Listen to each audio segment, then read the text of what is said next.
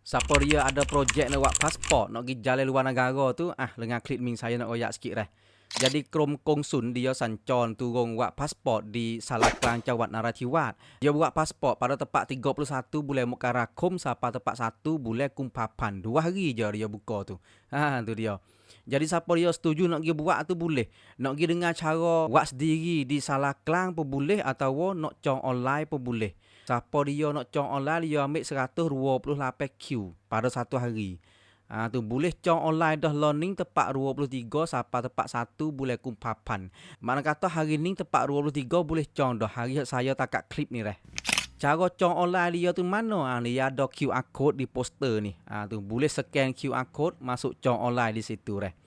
Kalau rasa tu nak pergi buat sendiri di Salah Kelancar Wat Narathiwat tu, dia ambil 872Q sehari. Tempat dia buat tu di Salah Kelancar Wat Narathiwat pada Hong Pracumprak Narapiban Lake, tekak yang kepak, Chansi. Tu dia boleh pergi buat Tengok ngenkai dia sikit siapa dia umur 20 naik ke atas tu sekadar bawa bat pracachun. Siapa dia tak sapa umur 20 tu kena buat pergi orang tua, buat pergi ibu dan ayah Bida manda. Tamniam dia sikit siapa dia buat pasport 5 tahun bayar 1000 kok. Siapa dia buat 10 tahun bayar 1150 kok. Dia turun di Wat Narathiwat ni di Salah Kelang ni bukan sekadar dia ambil orang Nara saja dak lah.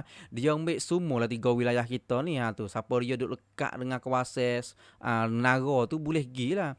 Tengok kira lah kalau rasa pun dekat Nibong kita buat Nibong. Kalau rasa dia dekat dengan tempat di Salah Kelang Nara pun baik buat tempat dekat tu dia. Tak kira kita lah. Tu dia. Siapa dia rasa dapat dah beli uning tolong share sebar kepada saudara kita. Okey wassalam.